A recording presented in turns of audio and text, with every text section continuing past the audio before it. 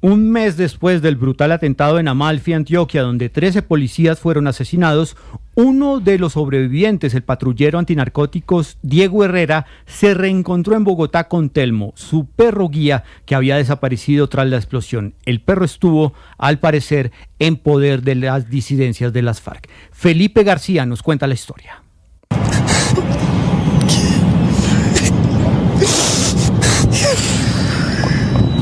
Un mes de silencio, incertidumbre y dolor. Eso fue lo que vivió el patrullero Diego Herrera, guía antinarcóticos de la policía, desde aquel 21 de agosto en el que un helicóptero de la institución fue blanco de un ataque con explosivos en zona rural de Amalfi, en el departamento de Antioquia. Ese día, 13 uniformados perdieron la vida y él, uno de los sobrevivientes, quedó marcado por otra herida profunda, la desaparición de Telmo, su perro antinarcóticos perdido en medio del caos. 28 días después, la historia tuvo un giro inesperado. Tras ser entregado por un campesino de la región, Telmo volvió a encontrarse con su guía en Bogotá. El canino, un pastor belga entrenado en detección de explosivos, bajó desorientado, pero bastó con percibir el olor de su compañero para reconocerlo y lanzarse hacia él. Embarqué entre los últimos, subo a la aeronave, abrazo a mi perro, doy la vuelta para cerrar la puerta de la aeronave cuando escucho un estruendo, una explosión.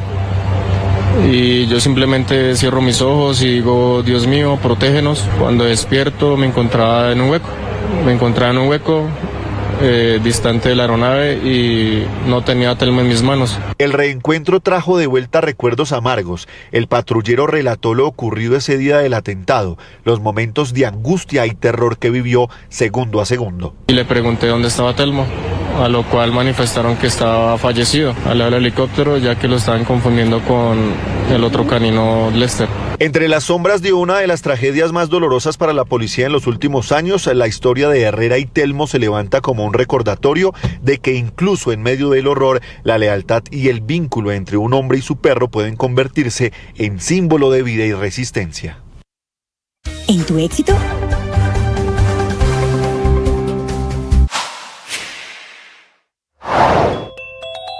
El presidente de la ANDI, Bruce McMaster, fue enfático en decir que hay que cuidar la palabra. Eso teniendo en cuenta un trino del presidente Gustavo Petro en el que señaló a la ANDI de destruir al gobierno, publicación que el Consejo de Estado le ordenó al mandatario eliminar. Yo creo que hay bastantes cosas que le ha dicho que son graves y con frecuencia lo ha hecho. Lo que pasa es que, y quizá lo mencionó ahorita Héctor Riveros, lo que pasa es que estos casos, cuando usted los va a presentar ante la justicia, pues tienen que tener todos los componentes de que efectivamente se compruebe que sí estaba hablando de usted y no pueda salir con la excusa de que diga yo estaba hablando de un dirigente gremial pero no era usted, o yo estaba hablando de un periodista pero no era usted, ese tipo de cosas. Entonces, desde el punto de vista jurídico es muy importante poder tener los elementos de juicio completos, porque lo que sí nos interesa muchísimo, y yo creo que en esto Colombia tiene que hacer un esfuerzo muy grande, es en que nosotros cuidemos la palabra. La palabra hay que cuidarla porque además puede producir mucho daño, es decir... Usted debe saber a esta hora en Meridiano Blue. Usted debe saber que continúa el debate en torno a la reforma pensional y a cómo debe tomar la decisión la Corte Constitucional. La Procuraduría está diciéndole al tribunal que proceda, que tome una decisión de fondo sobre el futuro de la reforma. Sergio Barbosa. Hola, buenas tardes. En las últimas horas llegó a la Corte Constitucional un concepto del Procurador General Gregorio Ilhach en respuesta a una solicitud del presidente de la Cámara de Representantes, Julián López, sobre las actas de las sesiones extras del 26 y 27 de junio donde supuestamente se subsanó el vicio de trámite de la reforma pensional. Sobre esas actas lo que señala el Procurador es que son instrumentos de transparencia y constancia histórica de lo que ocurrió en las sesiones, pero no constituyen un requisito indispensable del trámite legislativo. Lo que también ha dicho el Procurador es que hay otros medios de prueba distintos al acta para que la Corte Constitucional pueda determinar si se subsanó o no el vicio de trámite, como por ejemplo las grabaciones que hay de esa sesión en concreto. La Cámara tendrá hoy hasta las 5 de la tarde para radicar ante la Secretaría de la Corte Constitucional estas actas que el magistrado Jorge Enrique Ibáñez ha reiterado en varias ocasiones para continuar con el estudio de la pensional. En su concepto, el Procurador General también le está pidiendo al Alto Tribunal celeridad en lo que tiene que ver en el estudio de esta subsanación de vicio de trámite por el cual fue devuelta esta reforma.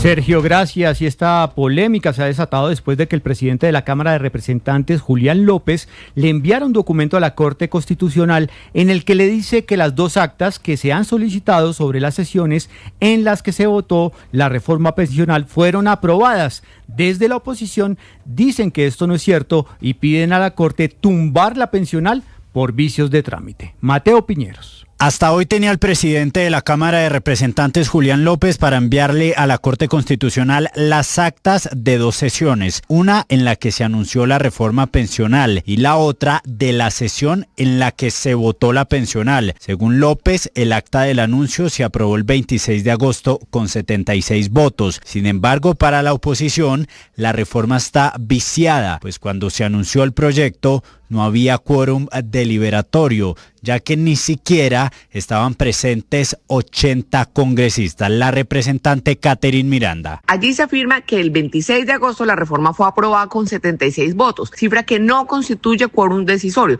Lo más grave es que esa misma votación ya se había dado el 30 de julio, el 5 y el 20 de agosto. Si realmente tuviera validez la votación del 26 de agosto, ¿por qué entonces se puso a consideración en 4 oportunidades con idénticos resultados? Esto evidencia un claro vicio de procedimiento y lo más grave aún, el documento final enviado por el presidente de la Cámara hoy posiblemente constituye un delito en falsedad en documento público y puede abrir la puerta a sanciones disciplinarias. El representante del Centro Democrático, Juan Espinal, le pidió a la Corte declarar inexequible la reforma pensional, mientras que el representante del Pacto Histórico, Gabriel Becerra, dijo que confían que la Corte va a valorar el debate que se dio en torno a la pensional y que así se garantizarán los derechos de millones de colombianos. Por su parte, el ministro del Interior, Armando Benedetti, dijo que esta es la tercera vez que se hace una subsanación de la reforma por los caprichos del magistrado Jorge Enrique Ibáñez.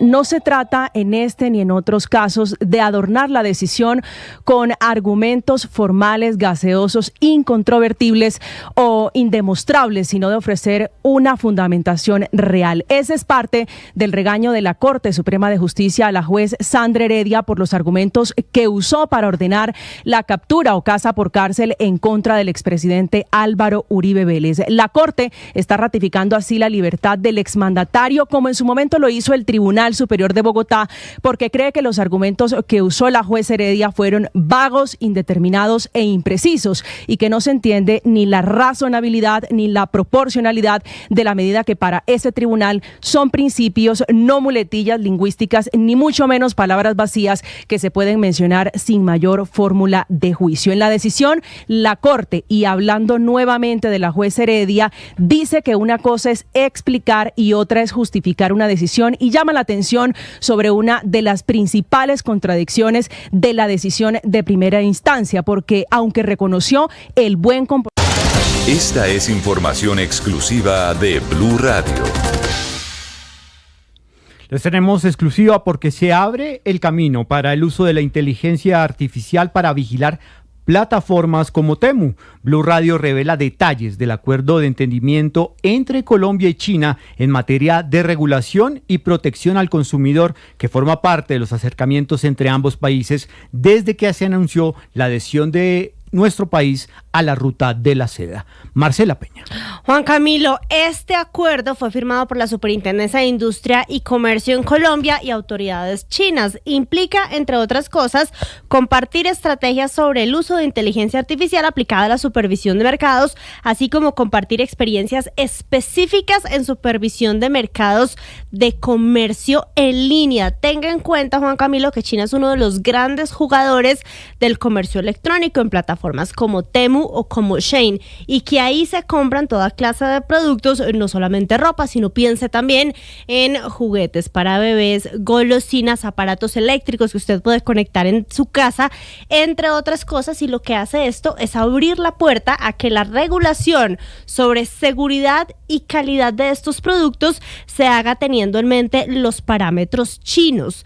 Hay que ser claros en que el memorando no obliga a Colombia a cambiar inmediatamente su normativa de protección al consumidor. Sin embargo, el espíritu del acuerdo sí es intercambiar experiencias e ir trabajando en la misma dirección, sobre todo a la hora de vigilar el comercio electrónico. María Clara de la Cutir, presidente de la Cámara de Comercio Colombo-Americana, dice que el solo hecho de alinear esta clase de políticas con un país en donde no hay libre mercado, sino un mercado regulado, pues puede llevar a que nuestro país termine adoptando estándares distintos de regulación a los que hemos adoptado siempre, que son estándares más parecidos a los que se utilizan en Estados Unidos y en países de la OCDE. Y esto, dice AmCham, amerita cautela, porque en la práctica puede llevar a que las autoridades colombianas terminen tomando a la regulación china como la única referencia.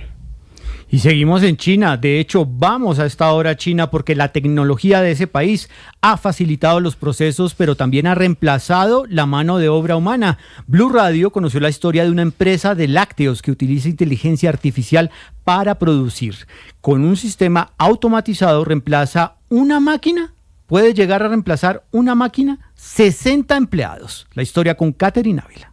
A 30 horas de vuelo desde Bogotá, con 24.000 kilómetros de distancia, en Kunming, China, funciona una empresa llamada Geely, el grupo lácteo con mayor escala en el país asiático, que figura entre las primeras empresas más sobresalientes a nivel mundial desde hace 12 años. Desde 2022 se convirtió en la primera empresa que realizó producción con emisión CO2 cero, pero además, aunque tiene una producción de 650 toneladas de leche cada día, solo cuenta con 300 empleados. La razón: que los procesos desde las granjas hasta la producción están automatizados, usan inteligencia artificial y brazos robóticos que reemplazan hasta 60 trabajadores. Cuentan además con un sistema inteligente que controla la calidad del producto a través de más de 600 algoritmos. Al obtener el producto final, los consumidores pueden escanear un código y hacer una trazabilidad de su producto. En las fábricas de Geely en todo el país, cada empresa cuenta con 2 laboratorios, uno en la entrada para controlar la calidad de la leche cruda y otro a la salida para hacer el control de calidad final. Esta fábrica en específico tiene 120.000 metros cuadrados.